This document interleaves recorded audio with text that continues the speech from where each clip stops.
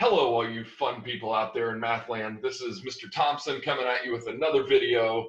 I drop videos every day, unless you're in seventh period. It's usually a day behind, but every day, nonetheless, it seems like. Okay, today we are working on section 3.5, which is the periodic functions.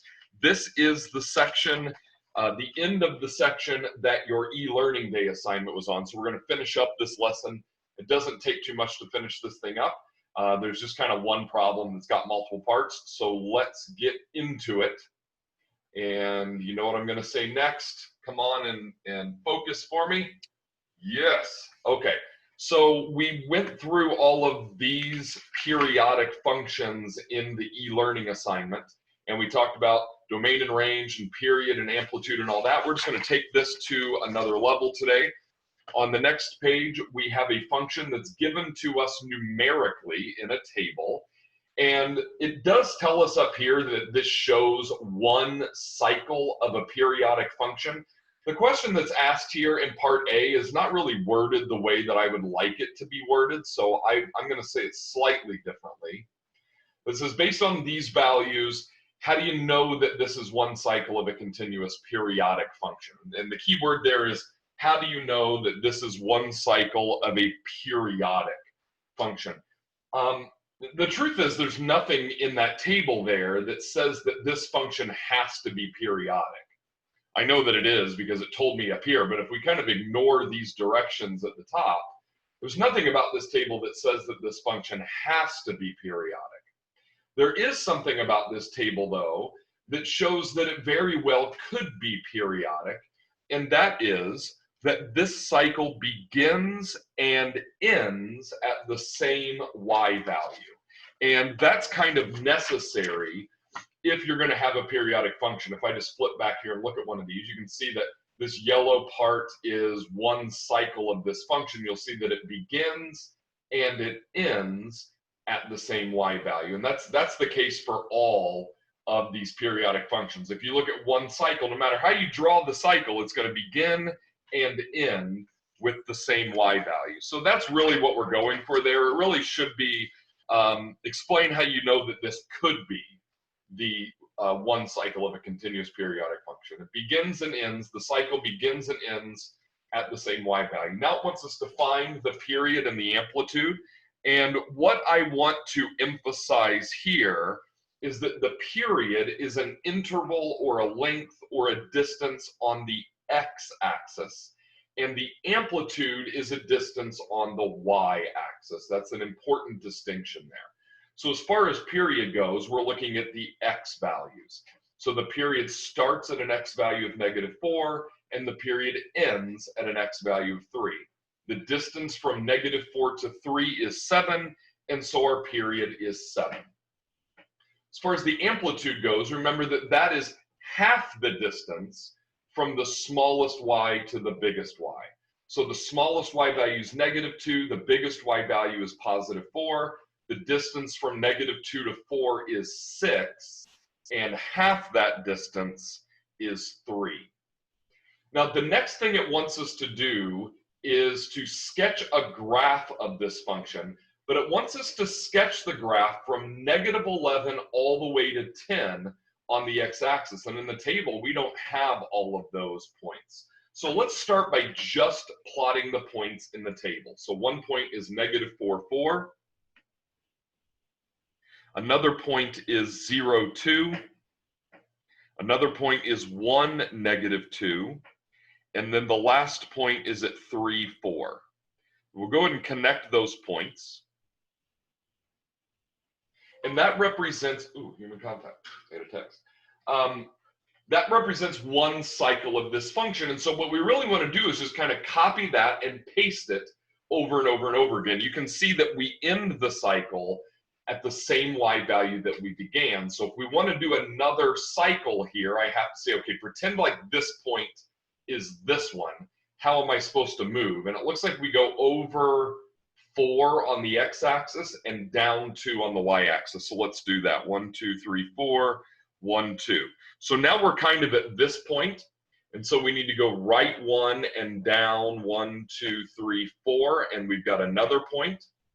And now to get to this one, we need to go over 2 and then up 1, 2, 3, 4, 5, 6, and we're at the end of another cycle, and I can connect to those points. That was very difficult to do, by the way. I'm impressed with my coordination to be able to do that with both fingers. Okay, so now we're going to go backwards. So we're at this point, so we're kind of thinking, all right, kind of these are my corresponding points. So how am I going to get from this point to this one? Well, we do that by going left 2 and then all the way down to a y value of -2. So that would be this guy right here. And then I go left 1 and up to a y value of 2. So that would go up to here. And then I go left 1, 2, 3, 4 and up 2. 1, 2, 3, 4, up 2. And I've created yet another cycle of my periodic function. Does that look right? I think that looks right. Okay, cool.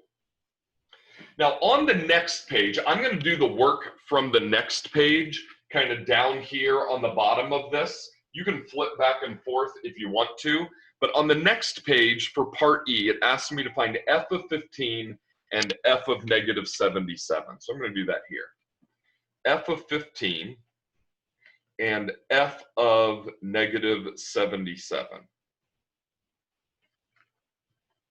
I better answer this text message. Okay, nothing too important. This kitten is just going nuts back here. What we're really asking you to do here is what we call extrapolation, which means go outside of the data that you've been given. You can see that this graph doesn't go to 15 on the x-axis. We can kind of imagine if we were to extend it out, 12, 13, 14, 15, and we can kind of figure out what that graph would do. And then we could figure out what f of 15 is. But here's kind of the other way that we're going to do it, and this is going to be useful when we find f of -77. And then I'm also going to write down the next ones, which is f of 64 and f of -25. F of 64 and f of -25. So here's kind of the idea. Let's start at x equals 0. And realize that since our period is 7, then every time we move over 7 on the x-axis, we are going to complete one full period, right? You go over 7 on that x-axis, you've completed one full cycle of this function. Well, how many periods or cycles could we complete before we get to 15 on the x-axis? We could complete 2 full cycles. By the time you got done completing 2 full cycles, you would be at 14 on the x-axis.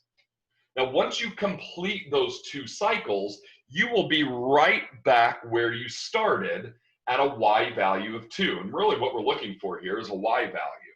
So once you complete a full cycle, you will end up back at a y value of 2. Well, to get to 15 on the x-axis, we can complete 2 full cycles. And then we just need to move over one more spot. So once we complete the 2 cycles, we're back at the beginning of the period. So we're back at a y value of 2. And we would just need to move over one more to go from 14 to 15. And if we move over one more, then we'll be at this point whose y value is -2. And that's exactly our answer. Now let's think if we went backwards to -77. Completing a full cycle every 7 units on the x-axis. Would I be able to complete a full cycle by the time I got to -77? The answer is yeah. 77 is a multiple of 7. So by the time we go backwards to -77, we will have completed a full cycle. That means we will end right at the end of a full cycle, which means we'll end right back where we started at a y value of 2.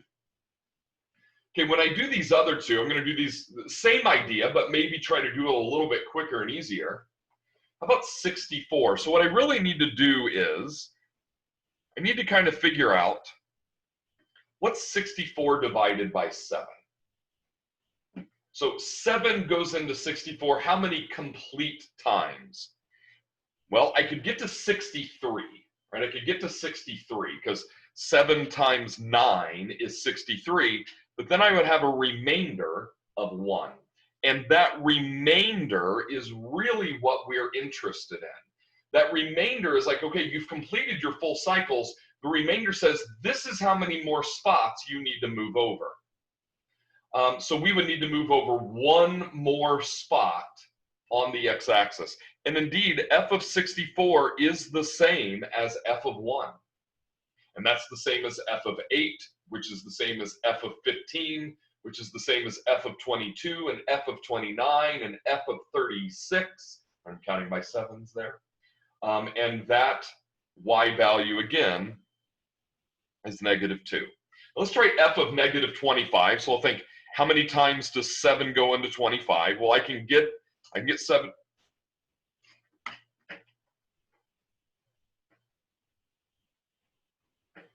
I don't know if you can still hear me or not. I think you might be able to. My monitor just shut off. I think that's because the kitten turned the monitor off somehow. And I don't know what I need to do to fix that.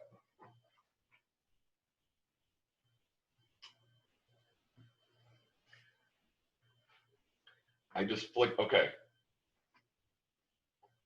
I don't know why the monitor turned off, but the computer didn't. They must be plugged into different places. I'm gonna pause this and get rid of this little guy. Okay, so he was down here at my feet where all the cords are, and all of a sudden my monitor just turned off. And I thought, oh my gosh, he's turned my computer off and I've lost this whole video. And then I realized my tower computer was still on, and then I'm just talking to a blank screen. But luckily, I think we're good. I think it turned back on. Your video might have gone blank though. I don't know.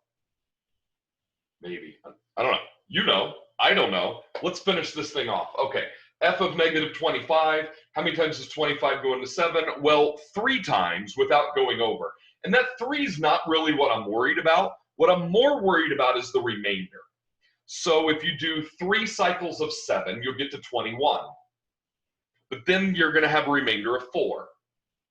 Which means by the time you get to 21, you've completed a full cycle and you need to move over 4 more units. Now remember, here we're going to the left. So this is going to be the same as f of -4 because we're moving to the left. And if I find f of -4, I see that that y value is 4. That's all there is to it. Okay, you're going to get to practice that a little bit more on the homework, but really, that is the end of this lesson. That's it. We've got one more lesson to go. I'm going to make that video right now so that even for 7th period, I will have it ready on time. Have a great day. Oh, I haven't checked my comments yet for my sign on and sign off. If anybody made any recommendations for the e-learning video, I'll go check that now. So I don't know, like, comment, subscribe, bell notification. See you later. Have a great day.